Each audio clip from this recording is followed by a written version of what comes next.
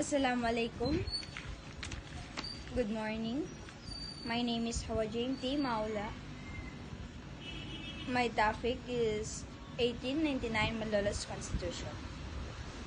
After the signing of the truce, the Filipino revolutionary leaders accept a payment from Spain and went into exile in Hong Kong. Upon the defeat of the Spanish to the Americans in the Battle of Manila Bay on May 1, 1898, the United States Navy transport in Aguinaldo back to the Philippines. So, nung nilagdaan ang kasunduan ng mga Filipino revolutionary leaders sa pamumuno ni Emilio Aguinaldo, ay tumanggap siya ng bayad sa mga Espanya. Siya ay nakulong sa Hong Kong. So, nung natalo ang mga Kastila sa mga Americans sa Battle of Manila Bay, the United States Navy transport in Aguinaldo back to the Philippines. So, ibinyahe nila pabalik ang Pilipinas.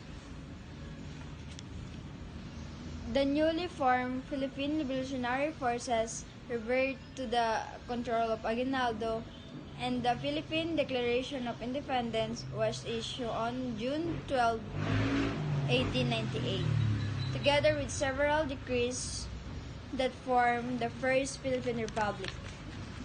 So, naibalik yung kapangyarihan o pamumuno ni Aguinaldo doon sa Philippine Revolutionary Forces. At yung Declaration of Independence sa atin, magpapatupad ng ating kasarinlan ay ginawa noong June 12, 1898. At kasama dito yung mga tinatawag nating decrees para mabuo yung unang Philippine Republic. The Malolos Congress was elected, which selected a commission to draw up a draft constitution on September 17, 1898, which was composed of wealthy and educated men. The document they came up with approved by the Congress on November 29, 1898, and from Hillgate by Aguinaldo on January 21, 1899, was titled The Political Constitution of 1899 and was written in Spanish.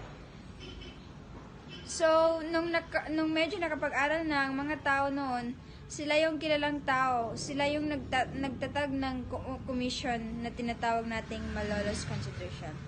The Constitution has 39 articles divided into 14 titles, with 8 articles of transitory provision and the final addition article. So, 39 ka articles na na-divide sa 14 na titles. According to Felipe Calderon, main author of Constitution, these were studied because this country shares similar social, political, ethnological, and governance condition with the Philippines.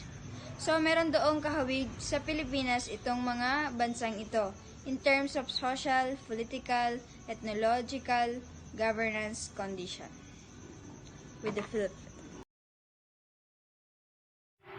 Good day everyone, I am Muhammad Najib Sulaiman. Today I will present about the 1935 Commonwealth Constitution. The 1935 Constitution, which featured a political system virtually identical to the American one, became operative. The system called for a president to be elected at large for a 4-year term, and it is subject to re-elect.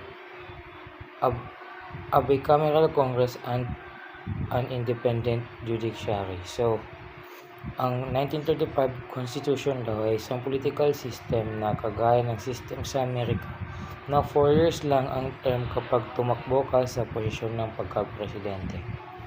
At may bicameral Congress na binubuo ng isang mababang katawan ng kapulungan ng mga ginatawan. Bagaman, ang terminong Kongreso ay karaniwang tumutukoy sa lamang sa huli at sa isang nakataas na katawan. At independent judiciary ang Korte Suprema na itinatag sa konstitusyon at tatlong antas ng mga mababang hukuman na itinatag sa pamamagitan ng batas ng Kongreso ng Pilipinas. Sinasabi dito na matapos yung Treaty sa Paris ay nahulog sa pananakop ng Amerika ang Pilipinas at sila na ang naging mananakop ng ating bansa. Mula 1989 hanggang 1901 ay nahulog ang bansa sa pamahalaang militar hanggang sa may patupad ang pamahalaang sibil, bicameral Congress at independent judiciary. Sinasabi dito na mayroon daw dalawang mahalagang mga aksyon na ginawa ang US Congress para tumulong upang makamit ng ang ating Philippine independence. Ang una ay ang The Philippine Organic Act of 1902. Ito ang nagtatag ng legislative system o sistema na nagpatupad ng pangunahing karapatan para sa mga Pilipino. At ang pangalawa naman ay ang The Philippine Autonomy Act of 1916 o mas kilala bilang Jones Law. Ang batas na ito ay ang umaay sa gobyerno at ang nagpakilala ng halal na Senado o elected Senate at nagpahayag ng intensyon na ibigay ang kalayaan ng Pilipinas sa pag nagsimulang maitatag ang isang table government. Sinasabi dito, noong 1932, ang Harry Hose Cutting Act ay nangako na ibigay ang kalayaan ng mga Pilipino, ngunit tinanggihan ng Senado ng Pilipinas dahil sa hindi pagsalungat ng mga pinuno tulad ni Manuel L. Quezon. Sa kalaunan, noong 1934, ang Tydings-McDuffie Act o kilala bilang Philippine Independence Act ay pinahintulutan ang pagbuo ng isang Constitutional Convention na gumawa ng isang konstitusyon upang masikyo ang pag-aproba ng US at tiyakin ang pangako ng kalayaan ng Pilipinas. What was the main purpose of the Philippine Commonwealth Constitution established in 1935? It was established following the Tydings-McDuffie Act to replace the insular government of the Philippine Islands and was designed for a transitional administration in preparation for the full Philippine independence. Its foreign affairs remained managed by the United States. Ito ay tinatag kasunod ng Tydings-McDuffie Act upang palitan ang insular government ng Pilipinas at idinisenyo ito bilang transitional na administrasyon upang maging handa para sa ganap na independence o kalayaan ng Pilipinas.